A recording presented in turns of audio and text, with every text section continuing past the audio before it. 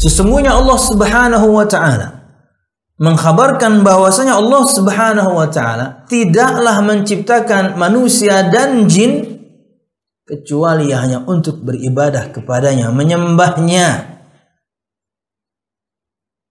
Fahiya bayanun lil hikmati fi khalqihim, maka ia adalah hikmah, keterangan akan hikmah di balik penciptaan mereka, yaitu untuk menyembah Allah Subhanahu wa taala.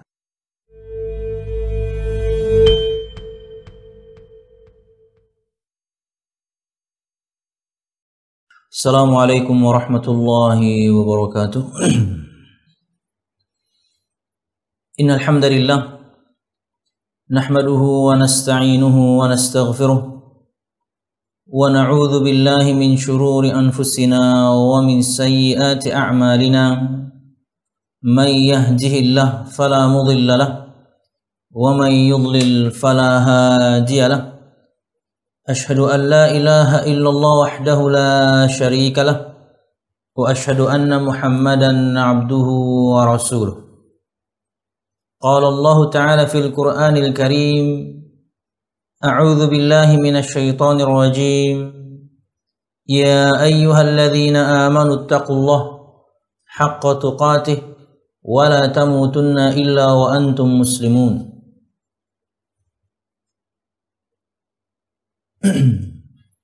يا أيها الناس اتقوا ربكم الذي خلقكم من نفس واحدة وخلق منها زوجها وبث منهما رجالا كثيرا ونساء واتقوا الله الذي تساءلون به والأرحام إن الله كان عليكم رقيبا. يا أيها الذين آمنوا اتقوا الله وقولوا قولا سديدا يصلح لكم أعمالكم ويغفر لكم ذنوبكم ومن يطع الله ورسوله فقد فاز فوزا عظيما. فإن أصدق الحديث كتاب الله وخير الهدي هدي محمد صلى الله عليه وسلم وشر الأمور محدثاتها فإن كل محدثة بدعة وكل بدعة ضلالة وكل ضلالة في النار. أما بعد. Al-musyahidun al-kiram, para pemirsa yang dirahmati Allah Subhanahu wa taala, alhamdulillah, segala puji dan syukur marilah kita haturkan kepada Allah Subhanahu wa taala. Kemudian salawat serta salam semoga selalu tercurahkan kepada junjungan besar Nabi kita Muhammad sallallahu alaihi wasallam, juga beserta para sahabatnya, keluarganya, dan segenap kaum muslimin yang selalu istiqamah berpegang teguh dengan Islam sampai hari kiamat kelak. Al-musyahidun al-kiram, para pemirsa yang dirahmati Allah Subhanahu wa taala, wabil khusus teman-teman yang sedang live Zoom dari Kota Baru.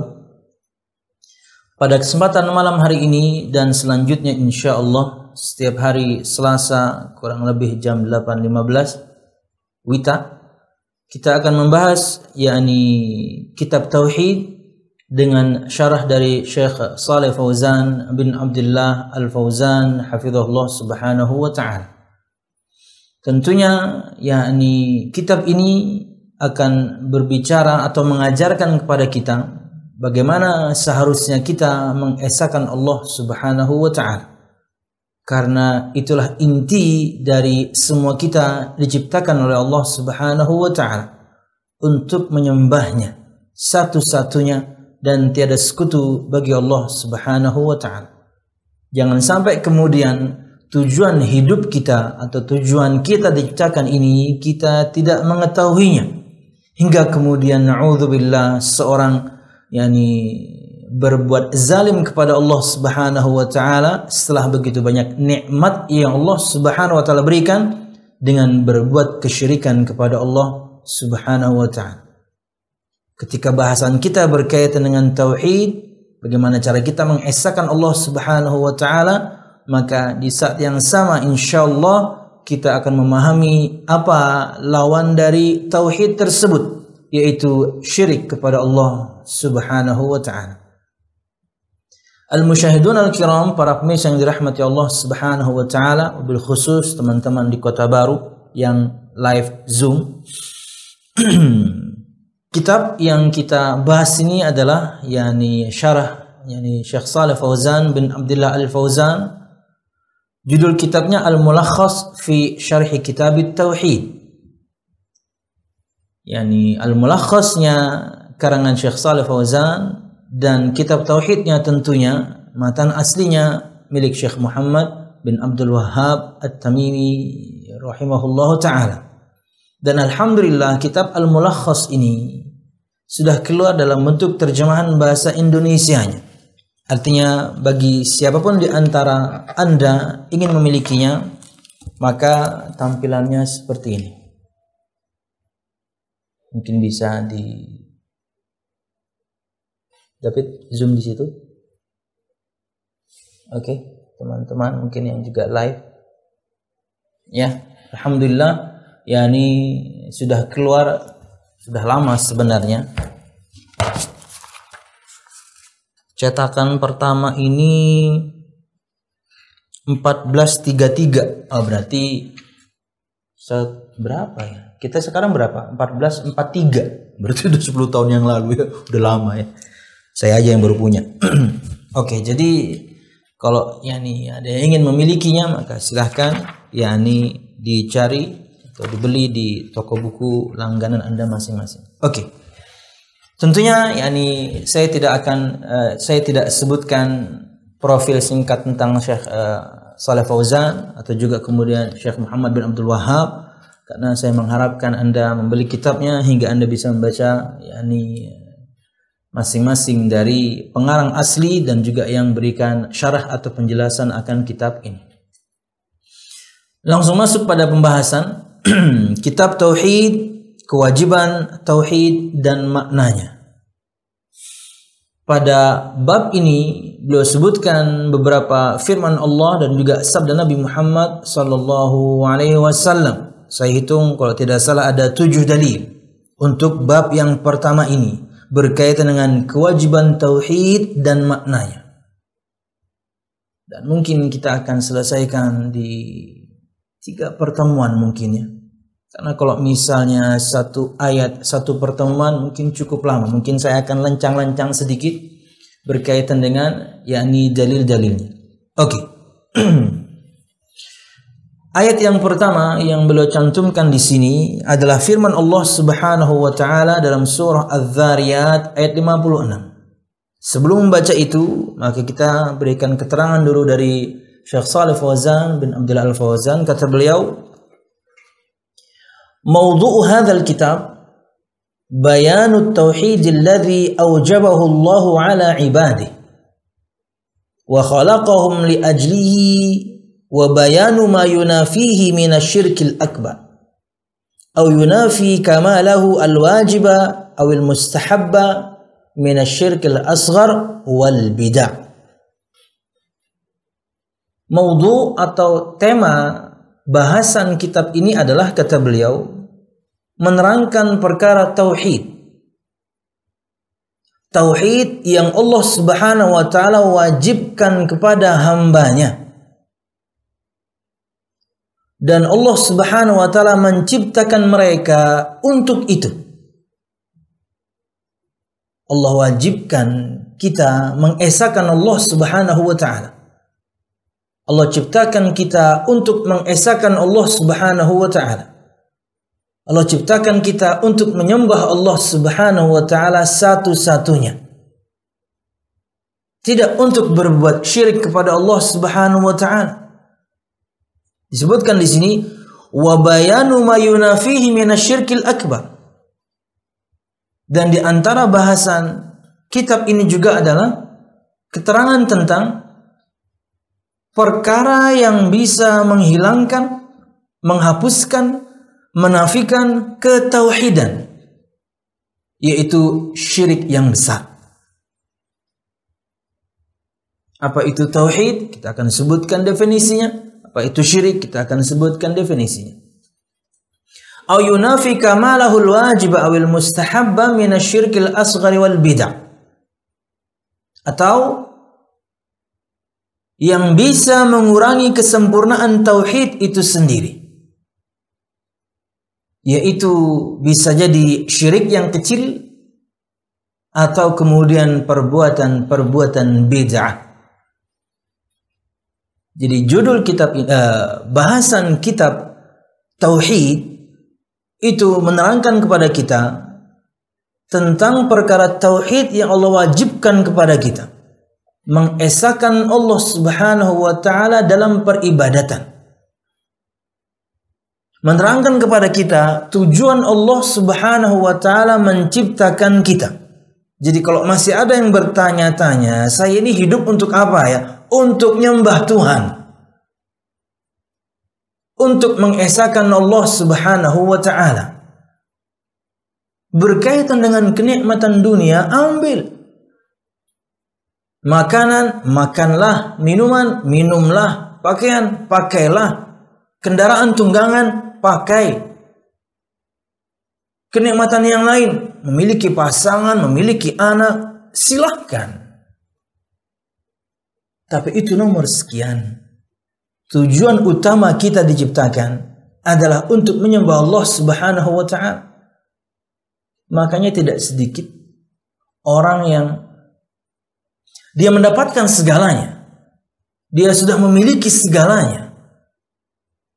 Tapi disebutkan dia masih merasa hampa.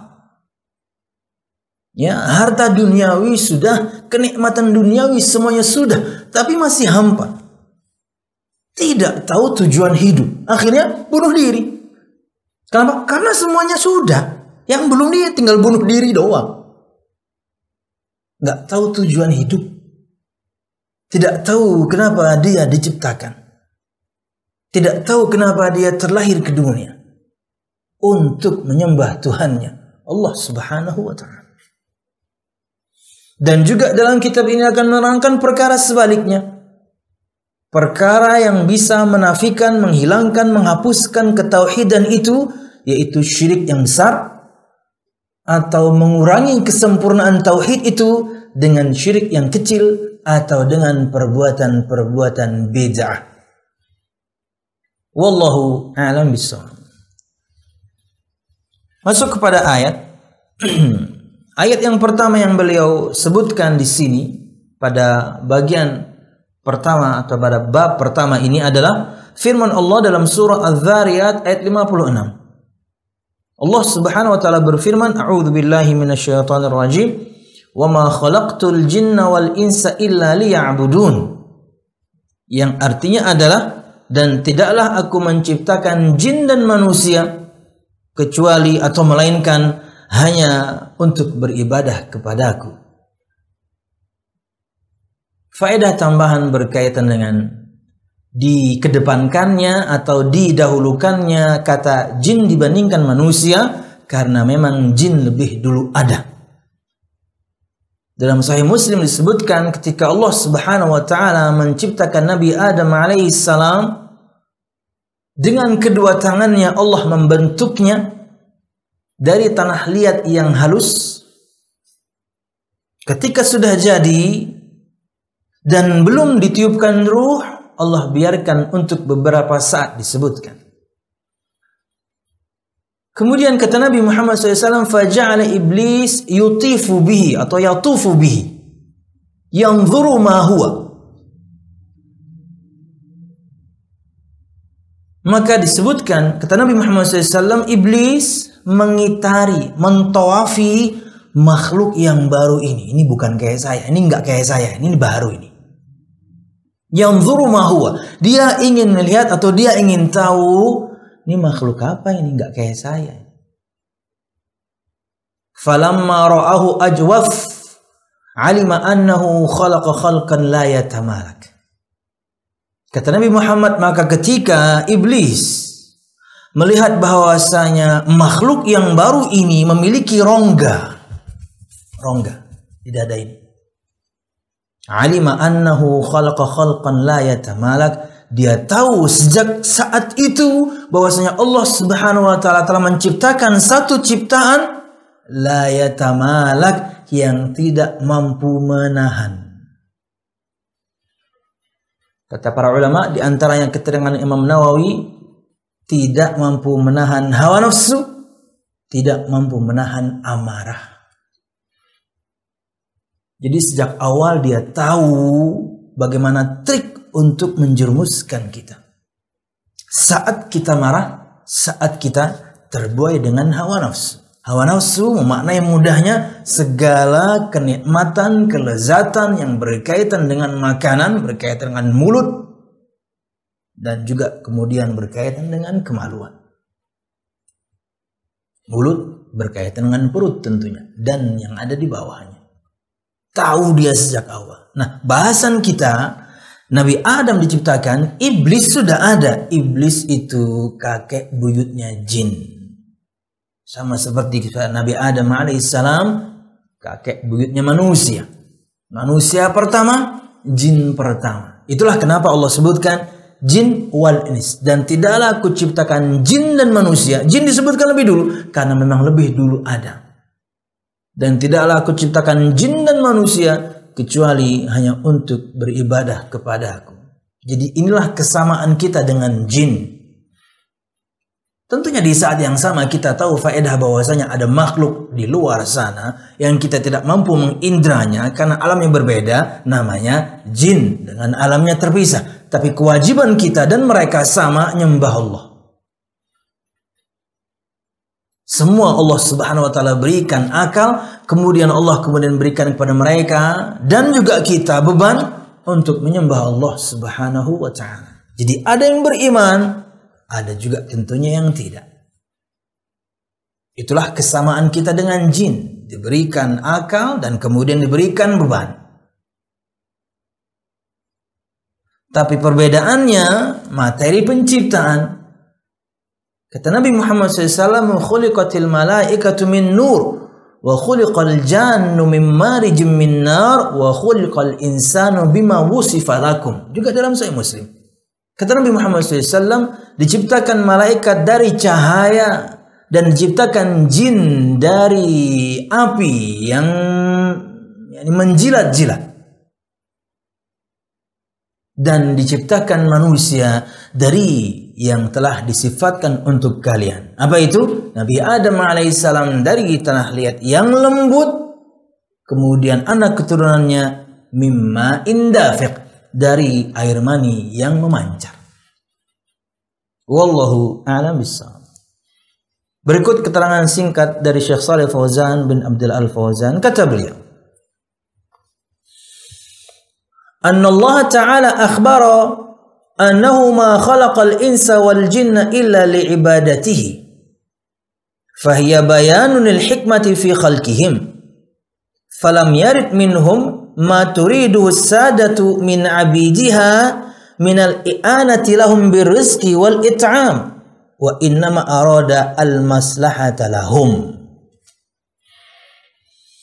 Sesungguhnya Allah Subhanahu wa taala mengkhabarkan bahwasanya Allah Subhanahu wa taala tidaklah menciptakan manusia dan jin kecuali hanya untuk beribadah kepadanya, menyembahnya.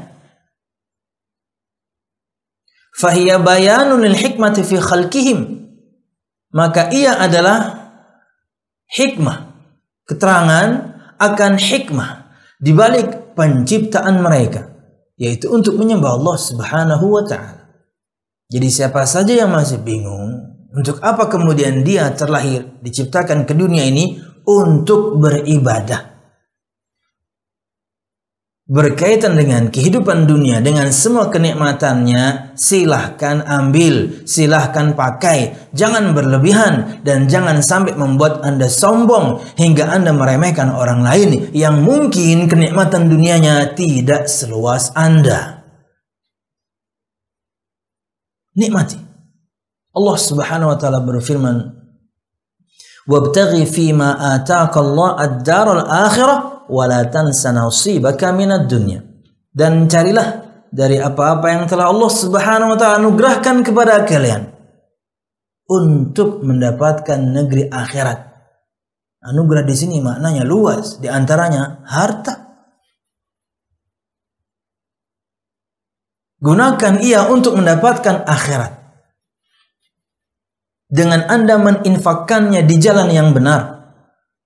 Nafkah yang wajib sudah, kemudian nafkah yang sunnah, sedekah. Kata Allah Subhanahu wa taala, "Wala tansa nasibaka minad dunya." Dan janganlah kamu lupa nasibmu, bagianmu di dunia. Nikmati. Makanlah, minumlah, pakailah, kendarailah. Nikmati. Tapi ingat, jangan berlebihan. Jangan sampai karenanya Anda kufur nikmat, karenanya Anda lupa kepada yang berikan nikmat, karenanya Anda meremehkan orang lain. No. Buat ia menjadikan kita, buat nikmat-nikmat itu menjadikan kita, atau buat nikmat-nikmat itu menjadi tangga kita menggapai surga Allah Subhanahu wa taala. Ya harta, ya orang tua, pasangan, anak, semuanya kenikmatan dunia. Wallahu a'lam bishawab. Bahwasanya Allah Subhanahu wa taala mengkhabarkan bahwasanya Allah tidaklah menciptakan jin dan manusia kecuali hanya untuk beribadah kepadanya. Maka ia adalah keterangan hikmah di balik penciptaan jin dan manusia untuk beribadah. Nomor 1. Makanya jangan sampai pekerjaan Anda melalaikan Anda dari tugas nomor 1 ini. Pekerjaan Anda, dengannya Anda tentunya mencari maisha atau penghidupan, itu nomor sekian. Jangan sampai kemudian, terkadang ada orang mengatakan gitu ya, bahwasanya dia ini mencari nafkah ya untuk menafkahi keluarga. Yang Anda cari ini loh, itu yang ngasih siapa sebenarnya? Innallahu war-razzaq. Sesungguhnya Allah Subhanahu, ayat setelahnya sebenarnya. Sesungguhnya Allah Subhanahu wa taala dialah yang maha memberikan rizki. Semua yang Anda kais dengan bekerjakah, dengan dagangkah, semua yang Anda ingin kais dalam kehidupan dunia ini untuk nafkah keluarga Anda, yang ngasih Allah. Tapi Anda menapaki jalannya dengan bekerja, dengan berusaha, dengan beramal, dengan bersilaturahim, dengan bertakwa. Jadi jangan sampai kemudian alasan saya sibuk mencari nafkah, padahal nafkahnya dari Allah Subhanahu wa taala, rezekinya dari Allah Subhanahu wa taala, tapi ketika Allah memanggil kita, kita lalai. Kan nggak nyambung. Tugas kita pertama itu, ini nomor sekian. Maka jawab segera. Terpraktekkan yang zahir ya, terpraktekkan pada perkara yang sangat zahir bisa kita lihat, sholat. Ya. Sesibuk apapun Anda, apalagi Anda adalah pimpinannya, harusnya itu lahan buat Anda karena Anda pimpinan perusahaannya. Ajak kemudian karyawan Anda untuk menyembah Tuhannya. Yuk sama-sama.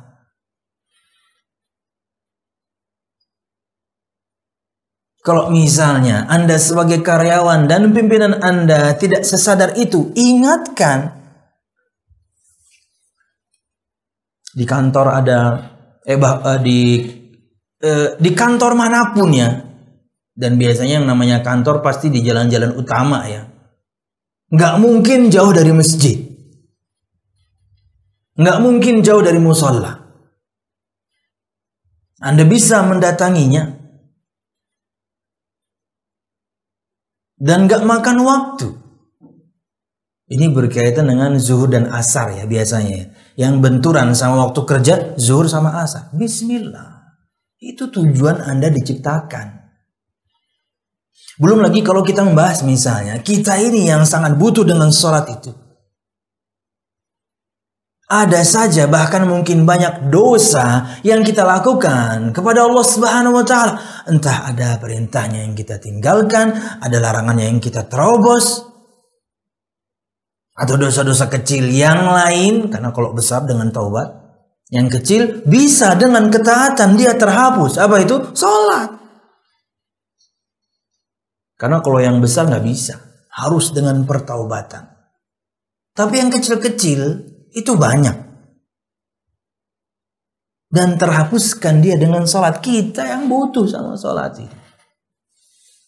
Kata Nabi Muhammad SAW memberikan permisalan. Tapi sebelumnya beliau berikan pertanyaan kepada para sahabatnya. Ara'aitum law anna nahran bibabi ahadikum yaghtasilu minhu kulla yawmin 5 marrat hal yabqa min daranihi syai'? Qalu ma yabqa min daranihi syai'. Qala fakadzalika as-salawatul 5 yamhullahu bihinnal khataya. Wahai para sahabatku, bagaimana pendapat kalian jika ada sungai di salah satu atau di depan pintu salah satu rumah kalian? Di babi ahadikum, di depan pintu rumah kalian ada sungai. Sehari di sana dia mandi 5 kali. Apakah akan tersisa kotor pada tubuhnya? Para sahabat menjawab, tidak tersisa kotor wahai Nabi Muhammad pada tubuhnya. Kenapa? Mandi 5 kali coba. Kita adat istiadat orang Indonesia saja, kalau memang mandi juga sih ya, 2 kali aja udah bersih. Karena kita iklimnya lembab ya, makanya ya pagi mandi, sore mandi, apalagi di hari-hari ini kadang-kadang siang juga mandi, apalagi di masa pandemik setiap habis keluar rumah mandi. Tapi kalau misalnya Anda pernah tinggal di satu tempat iklimnya ada musim dinginnya, Anda malas mandi. Tapi subhanallah, karena kita di Indonesia biasa sehari mandi 2 kali, minimal sekali barang kita ya. Kada mandi kada jua bang. Cuman memang nggak keringetan, Bit. Begitu panasnya Madinah, apalagi dinginnya Madinah, panasnya saja kering, panasnya itu kering. Kalau kita kan lembab, nggak bisa panas sedikit keringetan. Nyalain kipas, nyalain AC. Wallahu a'lam bishawab. Melebar nanti ya. Oke, balik pada bahasan. Kata Nabi Muhammad SAW, bagaimana pendapat kalian jika ada sungai di depan pintu rumah kalian, salah satu di antara kalian? Sehari di sana dia mandi 5 kali. Apakah akan tersisa kotor pada tubuhnya? Kata sahabat yang mulia, tidak ada wahai Rasul, bersihlah pasti. Kata Nabi Muhammad SAW, seperti itulah permisalan salat 5 waktu. Dengannya Allah menghapuskan dosa-dosa yang kecil-kecil. Karena yang besar nggak bisa. Zina gitu nggak bisa dihapus sama salat doang. Harus dengan pertaubatan. Apalagi misalnya dosanya berkaitan dengan hak orang lain yang kita zalimi. Sama orangnya harus selesai. Ini yang kecil-kecil. Wallahu a'lam bishawab. Kita lanjutkan. Falam yurid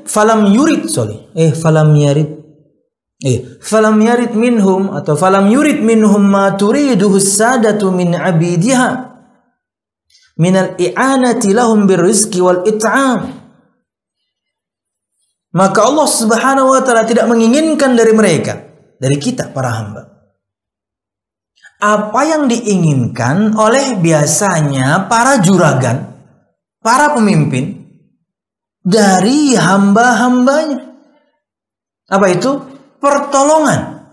Baik itu berkaitan dengan rizki, baik itu berkaitan dengan makanan. Manusia nih, bos, juragan. Kita berbicara misalnya masa perbudakan. Ketika seorang juragan punya budak, itu kan dia butuh sama budaknya untuk membantu banyak hal yang dia lakukan, yang dia kerjakan. Allah nggak kayak gitu.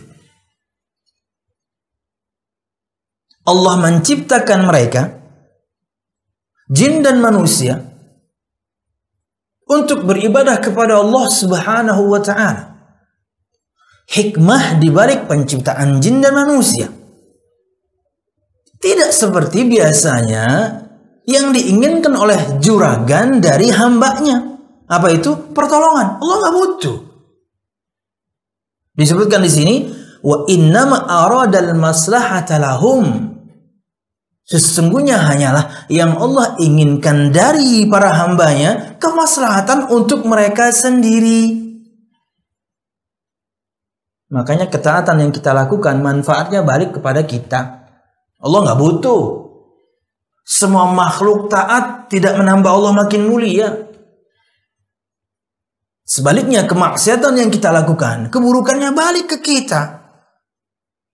Anda tidak mencederai Allah ketika Anda bermaksiat. Satu dunia, semua makhluk dari awal sampai akhir, manusia dan jinnya, semuanya maksiat, tidak mengurangi kemuliaan Allah Subhanahu wa ta'ala.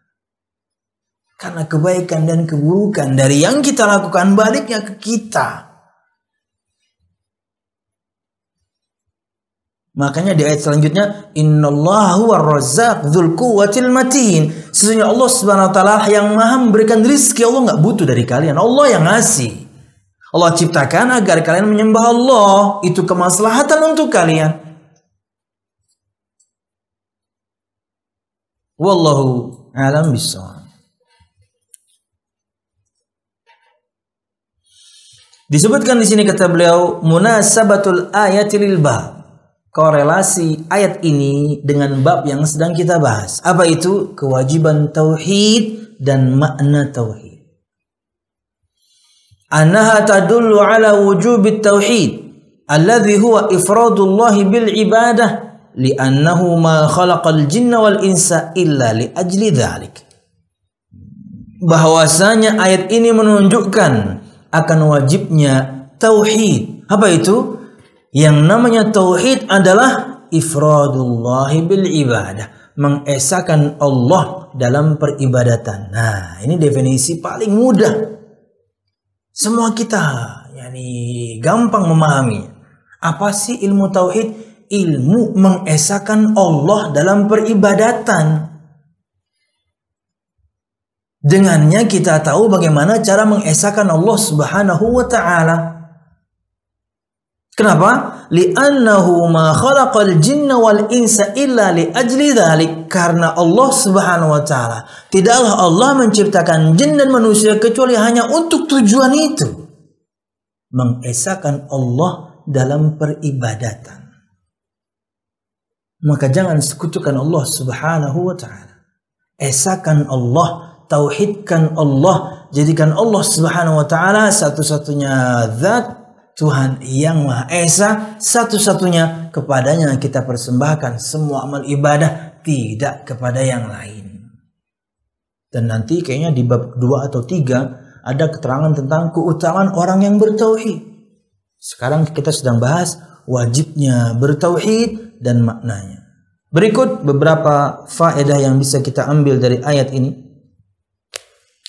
Ma yustafadu minal ayah. Apa yang bisa diambil faedahnya dari ayat ini, kata Syekh Shalih Fauzan? Kayaknya satu ayat, satu pertemuan ini.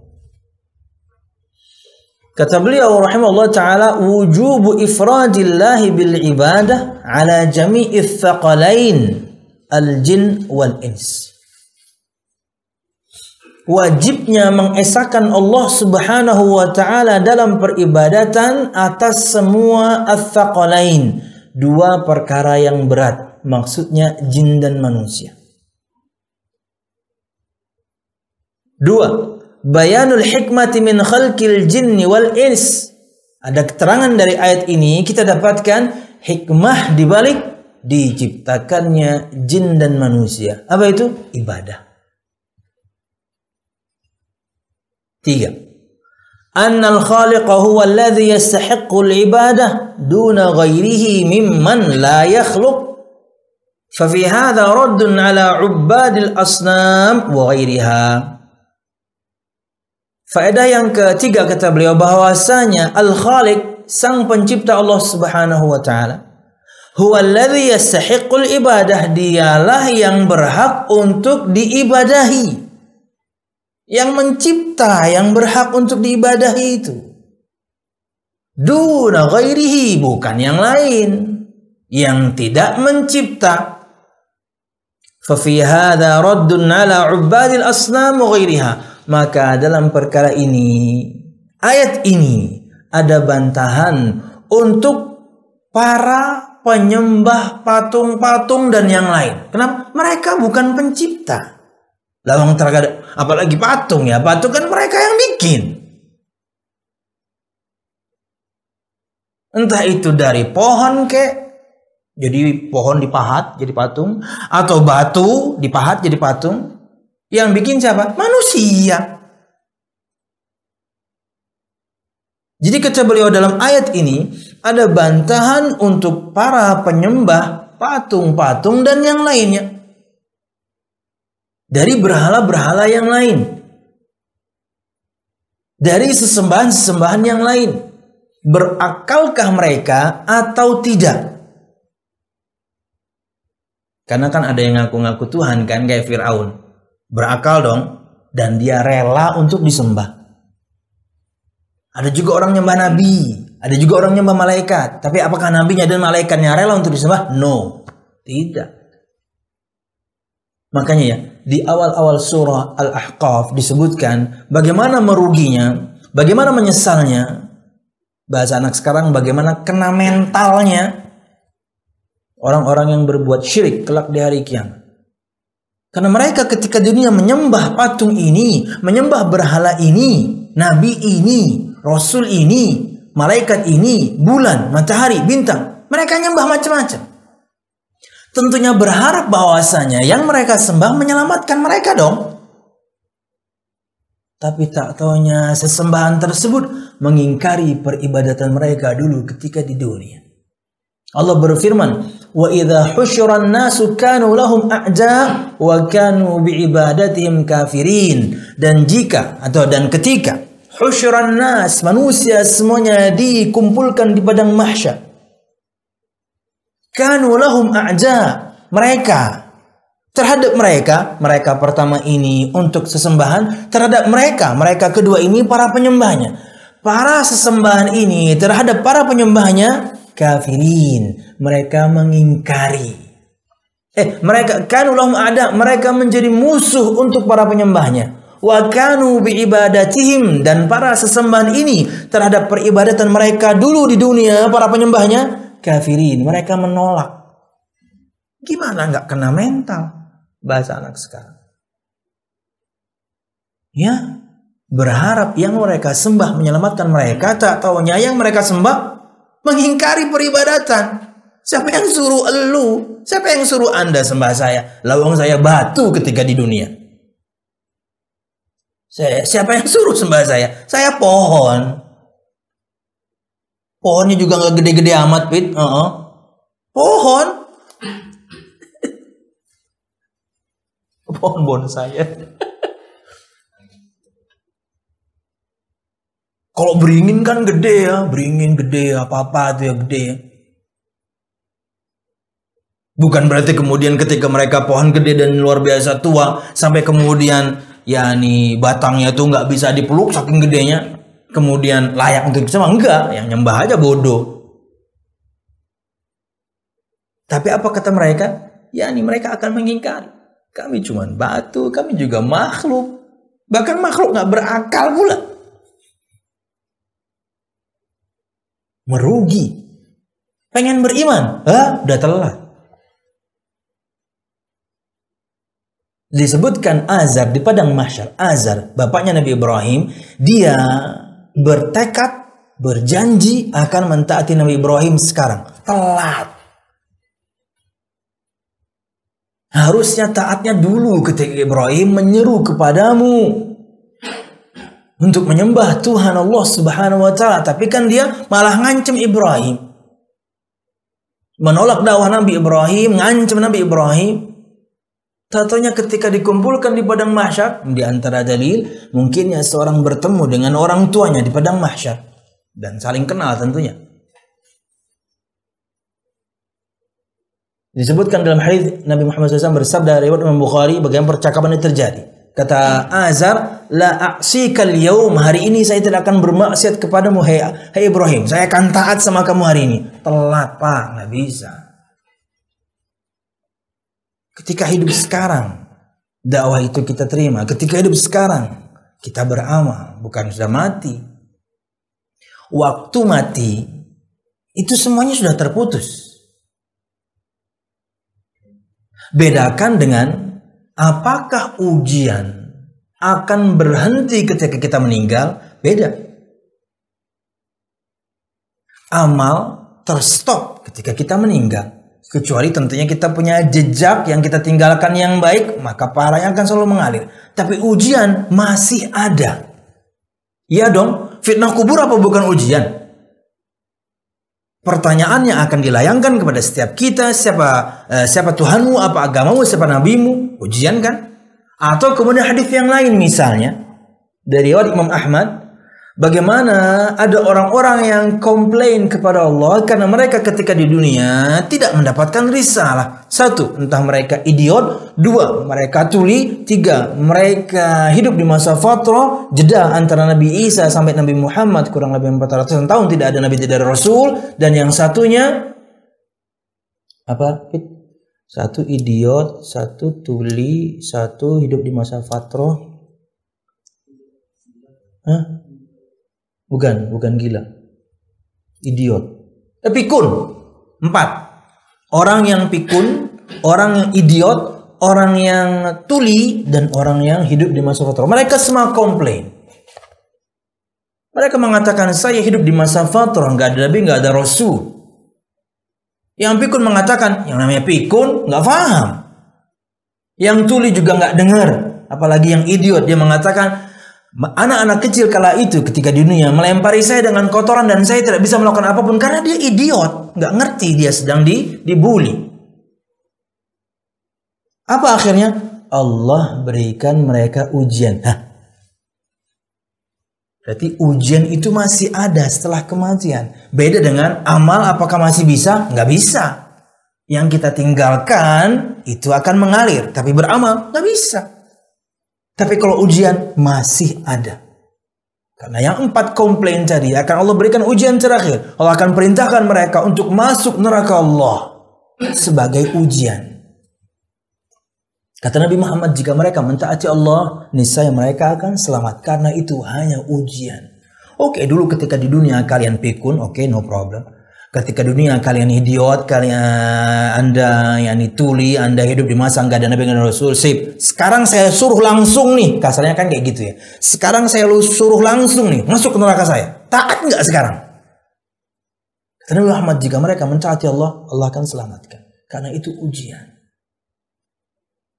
Wallahu a'lam bishawab. Makanya ini juga sebagai jawabannya kepada ikhwah kita yang bertanya berkaitan dengan Senin tadi kita sampaikan satu sabda Nabi Muhammad SAW tentang bahwasanya di antara keistimewaan agama Islam itu adalah agama Islam itu rahmatan lil alamin, umum, universal, berlaku untuk semua zaman, semua tempat, semua keadaan dan semua ras, nggak cuma untuk Arab, semua.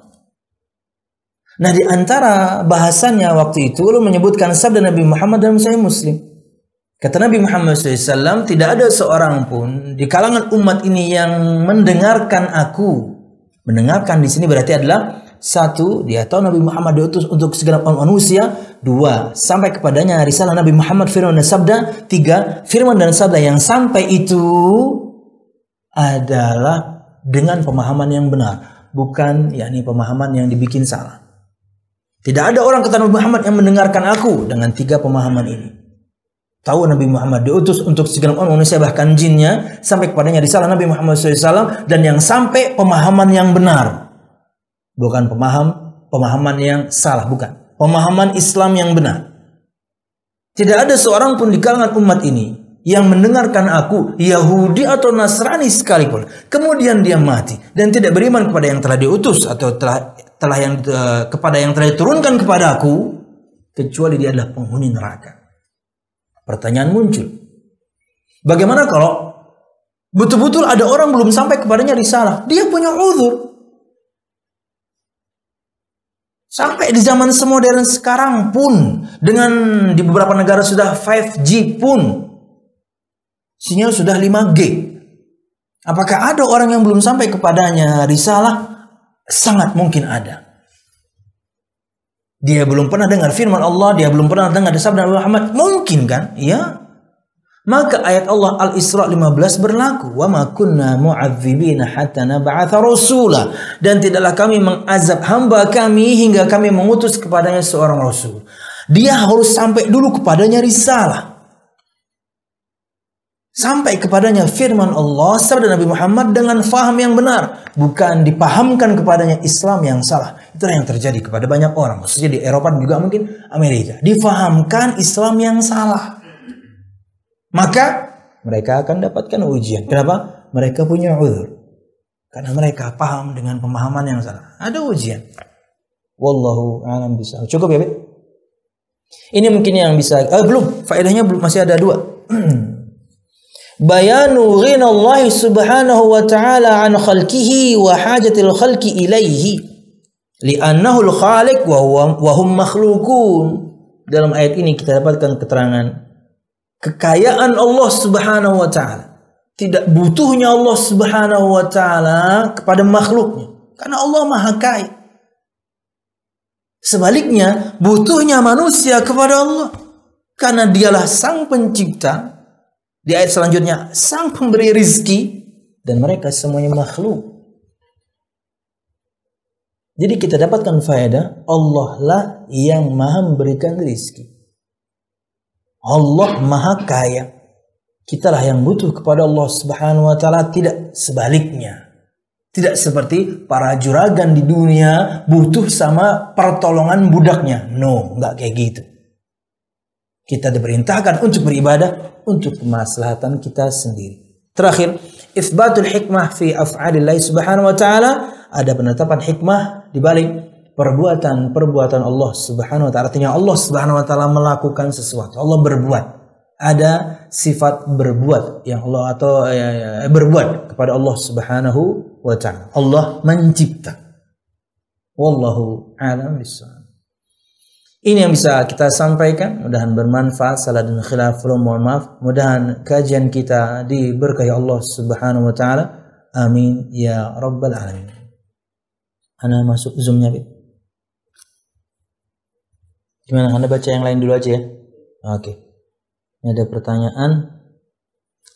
Assalamualaikum Ustaz. Waalaikumsalam. Bagaimana kedudukan manhaj salaf bagi setiap muslim, dan apakah jika ditanya tentang agama kita harus menjawab sebagai muslim yang bermanhaj salaf?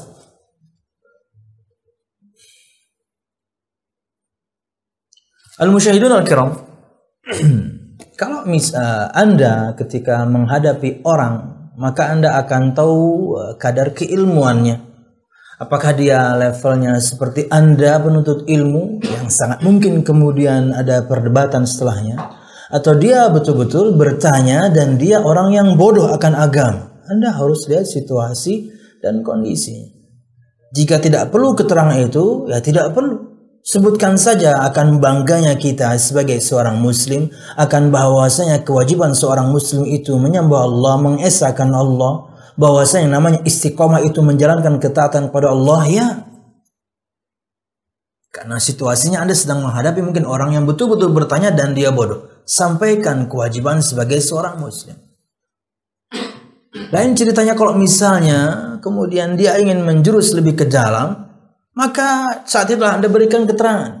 Maka menjalankan ketaatan kepada Allah Subhanahu wa taala tidak cukup hanya ikhlas, harus sesuai dengan tuntunan Nabi Muhammad sallallahu alaihi wasallam, dan itulah manhaj salaf, metode beragama salafus saleh, Nabi Muhammad dan para sahabatnya baru masuk.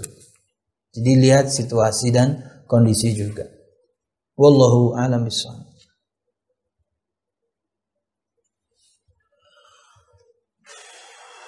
Assalamualaikum Ustaz. Waalaikumsalam. Ini pertanyaan kajian kemarin sebenarnya kayaknya. Batas-batas makmum masbuk. Sebenarnya bukan batas makmum masbuk ya. Yang pertama kita ingin sebutkan, tentunya ini perkara fikih ya. Saya takut salah sebenarnya. Tapi yang jelas ya, bahwasanya rakaat itu hitungannya adalah ketika kita mendapatkan rukuknya imam, maka kita mendapatkan rakaat itu. Man adraka raka'atan faqad adraka shalah. Barang siapa yang mendapatkan ruku, satu ruku artinya rukuknya imam ruku, Anda datang nih tapi imam masih ruku. Dia belum berangkat dari rukuknya atau terlepas dari perdebatan belum kembali sempurna pada rukuknya. Kita ambil pendapat yang pertama aja deh, yang lebih aman ya. Dia masih ruku, belum bergerak untuk berangkat. Anda masuk dan Anda langsung ruku, maka Anda dapatkan rakaat itu. Tapi kalau misalnya dia sudah bangun, maka Anda masuk, maka rakaat itu lepas untuk Anda. Maka begitu nanti salat selesai, Anda tambah berapapun kurangnya. Karena mungkin Anda masuk di rakaat 2, Anda mungkin masuk di rakaat 3, maka tambah sisanya. Dan rakaat itu enggak masuk kalau imamnya sudah tegap berdiri. Wallahu a'lam bishawab. Apakah boleh imam mengucapkan wirid mengeraskan suara padahal saf belakang masih ada orang yang lagi sholat? Sir. Ya.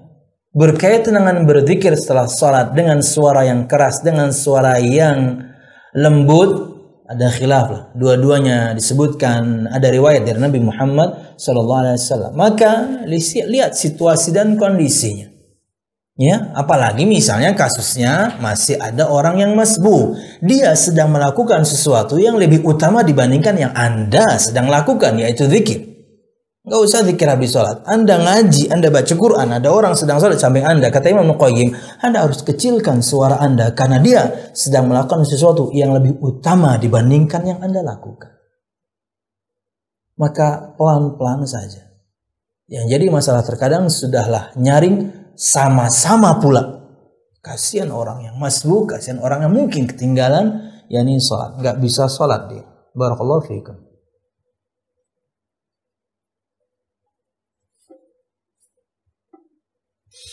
Assalamualaikum Ustaz. Waalaikumsalam. Apakah ada batasan, ini pertanyaan malam ini bagus. Apakah ada batasannya taubat seseorang atau keluar Islam lalu taubat, keluar Islam kemudian taubat lagi? Wallahu a'lam bishawab, tidak ada. Tidak ada batasan. Tapi Allah tahu Anda main-main. Kan ini perkara berat, bukan maksiat kemudian dia bertobat. Ini keluar Islam, masuk lagi, keluar Islam, masuk lagi. Anda kira apa agama ini? Tapi kalau pertanyaannya apakah ada batasan? Maka nggak ada batasan. Selama Anda masih hidup, ruh di kandung badan, ruh belum sampai kerongkongan, matahari belum terbit dari barat, bertaubat Anda, Allah akan terima taubat Anda. Yang kita harapkan ketika Anda bertaubatlah, ketika Anda kembali masuk Islamlah, Allah wafatkan Anda di atas Islam, bukan ketika murtad. Dan kita nggak tahu itu kan? Di murtad Anda yang kesekian mungkin Anda mati, selesai.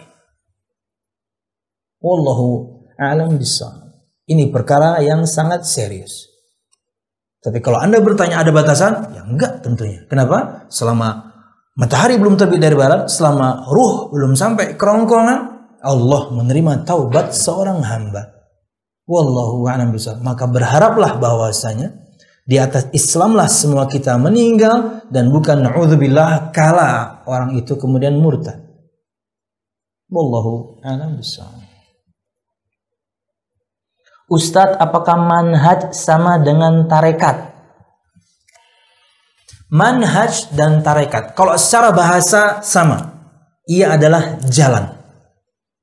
Kalau secara bahasa sama, ia adalah jalan atau metode. Kalau yang Anda tanya adalah secara bahasa. Tapi kalau kemudian kita terangkan di zaman sekarang, maka tarekat identik dengan ajaran sufi. Ia merujuk kepada pencetusnya. Ia merujuk kepada pionirnya. Ia merujuk kepada yakni yang mulai pertama kalinya. Bahkan kepadanya dinisbatkan semua perkataan. Mau tarekat apapun mesti kembali kepada pencetusnya. Beda kemudian dengan manhaj kalau kemudian digabung dengan as-salaf. Maka salaf di situ Nabi Muhammad dan para sahabatnya, generasi terbaik umat ini Jadi pada detail akan berbeda. Kalau secara bahasa, ia sama. Ia jalan, ia metode. Dalam beragama. Siapa yang terbaik? Siapa yang paling bertakwa? Siapa yang paling tahu bagaimana menyembah Allah? Nabi Muhammad SAW, bukan yang lain. Wallahu a'lam bishawab.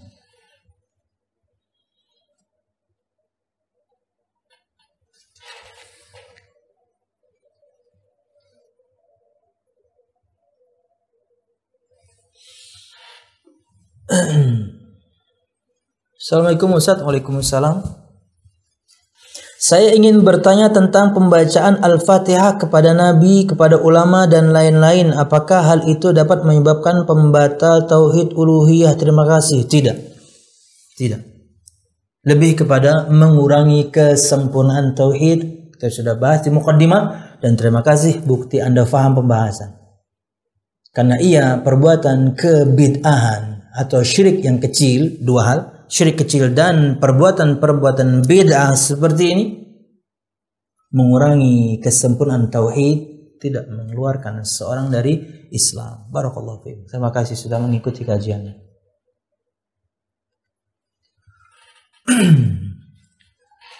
Takut ada yang kelewatnya. Sebagian ikhwah ada yang nanyanya di IG.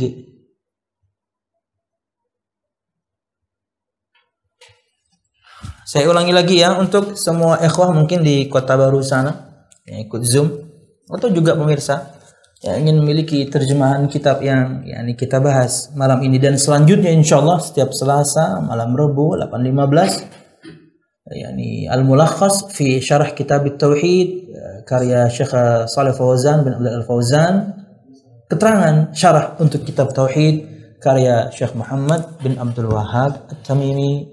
Wallahu a'lam bishawab. Di IG?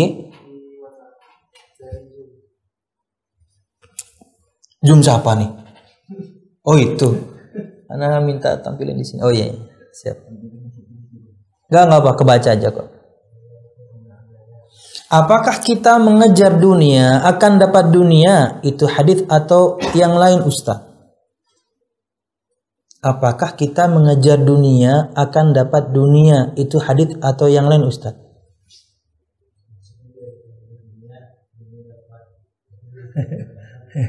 Iya, ada. Oh, tidak hadir di benak saya sekarang lafaz redaksi hadisnya secara pasti. Mohon maaf, saya tidak bisa jawab karena berkaitan dengan sabda Nabi Muhammad SAW. Dengan ilmu itu kan, man arada dunya fa alaihi bil ilmi wa man arada akhir fa alaihi. Seperti itu. Barang siapa yang menginginkan dunia, maka hendaknya dia menuntut ilmu, yang gitu-gitu kan? Ya, tapi nantilah ya, biar lebih sempurna ya. Wallahu a'lam bishawab. Anda kejar akhirat, dunia akhirat Anda dapat. Ya, karena itu janji Allah. Terlepas dari hadis spesifik ya, kita akan pending. Makasih kasih PR, udah ngasih saya PR. Anda menjalankan ketaatan kepada Allah Subhanahu wa taala, Anda jadi hamba yang taat. Allah janjikan kehidupan yang layak. Tolong dicarikan Fit yang surah apa itu? Falanuhyiyannahu hayatan thayyibah. Falanuhyiyannahu hayatan. Ngapain minta carikan? Anak punya alatnya juga di sini. Sebentar pemirsa. Aduh, kelihatan tampilan doang ya, kelihatan pajangan doang, keren doang ya, dipakainya enggak ya. Aku sebentar pemirsa. Saya takut salah ayat. Hayatan thayyibah.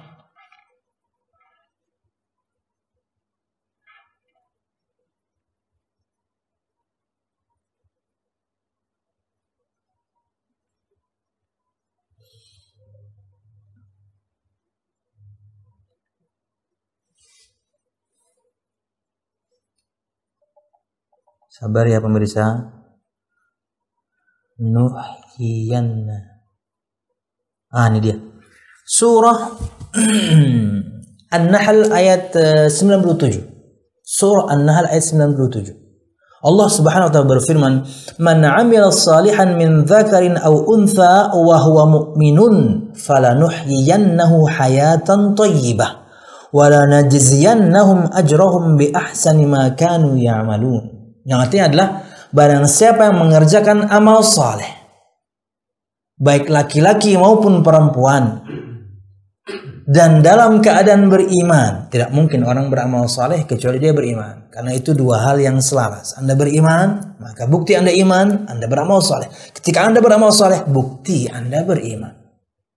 Jadi orang yang beriman dan beramal saleh, laki perempuan, perhatikan janji Allah, dan Allah nggak pernah ingkar janji. Maka sesungguhnya akan kami berikan kepadanya kehidupan yang baik, thayyib, layak. Nggak mesti kaya.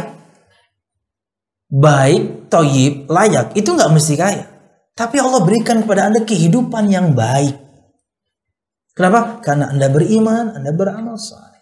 Di dunia Anda seperti ini, cukup, belum di akhirat apalagi. Dan sesungguhnya kami beri balasan kepada mereka dengan pahala yang lebih baik dari apa yang telah mereka kerjakan. Yang kita kerjakan ini dikit.